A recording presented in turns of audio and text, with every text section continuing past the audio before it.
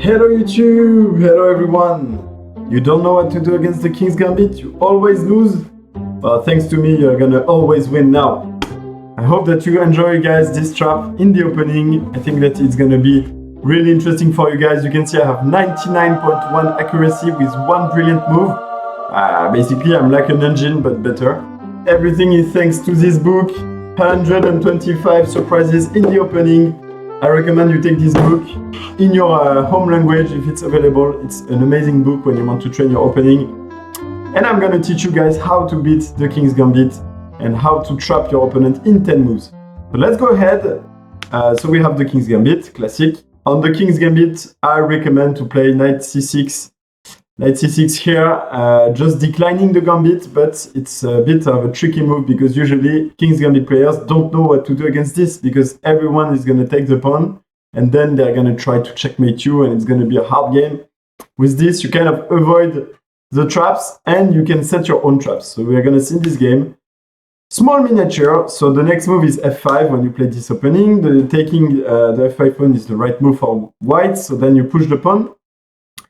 This is also the correct move. Some people will play knight g5, which is less good, I think, than knight e5. Knight e5 is the correct move. Knight g5 is slightly worse. And here, you just develop, you play knight f6, and you're Gucci. So here, he played bishop here. This is already a very good thing for me, because I can push the pawn and kick back his bishop, and this way, I just develop and take the center without any problem. But you might say, okay, bishop, what about bishop b5? Now he's pinning my knight. There's the pressure of this knight as well on this one. And it's kind of looking messy for black. And you could think, if you don't know the position, you can think that you're in deep trouble. And you might want to play a little move like this to defend everything. But then you give up your bishop and it's a pretty bad move and you're just a bit worse. So actually in this position, you can just take the pawn here. And you don't really care about the fork that is going to happen. So the threat, for those who didn't see, the threat is to take with the knight, I take back with the pawn, and then when the white takes back with the bishop, he will fork the king and the rook. Okay, that's a classic scheme in chess. You've probably already seen this before. So that's exactly what my opponent is going to do, but that's not a problem. You're going to see. So he takes, and here you see the fork now in action. So my rook and my king are forked. So I'm going to lose my rook for sure. So here I played bishop here back, bishop d7 back. The best move apparently was to play king f7. I didn't know exactly what the best move was, but I know that taking the rook is bad. I know that there's a trap when white takes the rook. So I just went back with bishop d7, which is a bit of a tricky move. If white takes the bishop and you take back, you're down a pawn, but you have so much activity that you're still better. You can see the evaluation telling you that black is better. So the best move is to take, obviously, the bishop. But white went into the trap and took the rook. So what happens now? Pause the video, guys, and try to find the winning move, the winning ID, and be brilliant, guys. So I'll let you a couple of seconds just to enjoy this position and try to find the best move. And like Agadmator would say, for those who found it, congratulations. For those who want to enjoy the show, bishop g4. Bishop g4, and now you have the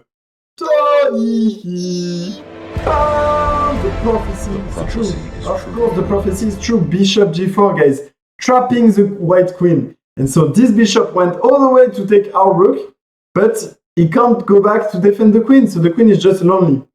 So what white can do here? Basically, the queen is lost, but he can try to check my king. And actually here, it's important to play king e7 instead of king here. Because of a computer line, I messed up, I played the wrong move, I didn't remember exactly my theory to the exact square of my king, but it's okay because the line where white saves the queen is a bit tricky to find, so my opponent didn't find it, and the queen just took the bishop. So the line, in case people wonder, the line is to take here with the bishop. I'm forced to take with the queen, otherwise the bishop is hanging. And then white has this knight c3 move, which is very strong, obviously, because then I need to move the queen. But the idea is that white is in time to come back and protect the queen. But you see that the position is still pretty bad for white. You're going to have bishop c5. You're going to be very strong, and probably white is going to do a mistake. And it's already super hard to find this defense. Like, I think it's a defense your opponents will not find. You can see that this guy is 1800 and he didn't find it either.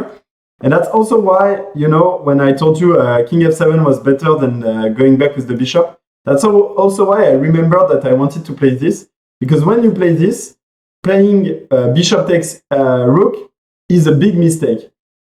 But if you play king f7, playing bishop takes is the correct move. It's still not super good, but it's the correct move because after bishop g4, you have the exact same tactic of taking here. Sorry, not knight takes, but queen takes. Knight c3, queen here, and knight blocks. So that's why I remember that I wanted to go back with the bishop, because usually when you go back with the bishop, the problem is that they can take and then they are okay. But most of the people, when they see a rook, they're just going to take the rook, because most of the people don't know the theory. We already moved 10. It's King's Gambit decline. They never played this position, so they don't know. So in Blitz, it's going to work 100% of the time. And you see, I only used the 17 seconds of my time because I know the trap. So bishop g4, brilliant move. Now the queen is trapped. So then he gave up his queen. And here we can see we are equal material, but I'm a queen up. The white king is super weak. I'm going to be able to reach with my queen, with my bishop, and slice here. And here, white, yes, did a big mistake. White castled. So castling here is a big mistake. So it's basically walking into my my attack. So now I have bishop c5 and queen h4, which are all the best moves to threaten the king. And you see that it's already mate in 3 moves. Already mate in 3 moves. And very important, guys, in this position, I'm going to hide. I hope you didn't look at the analysis, because this moment is important for you to find. Here, basically, black is threatening checkmate here. And so the logical defense is to play h3, right? So here, okay, he took first here with check.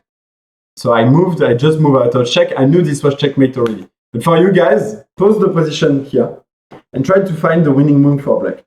It's super important to find this type of move, this type of scheme, to have them in mind, because it's something that you can often have in your games in completely different positions. So I'll give you a couple of seconds to find the move. And for those of you who found it, congratulations. For those of you who just want to enjoy the show, the good move is queen g3.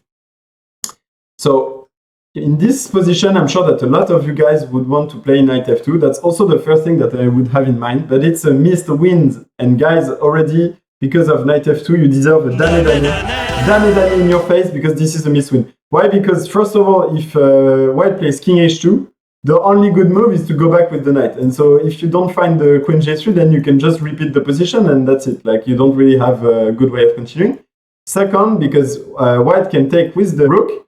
And then, I mean, apparently after queen takes f2, it's still mate in this position, but sometimes you might just blunder the mate, and it's mate in 7 moves. So you just blunder the mate in 2.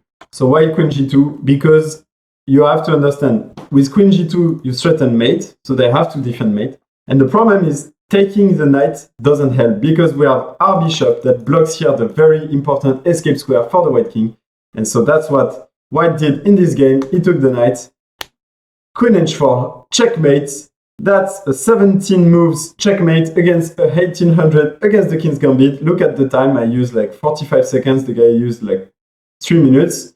And you see, I had 99 accuracy with the brilliant move. That was really nice to have. I hope you guys enjoyed, and I hope you guys will be ready to fight against the King's Gambit. And I will see you in the next video. Should it be a meme? Should it be a tutorial like this? We never know. Subscribe. Peace. See you later.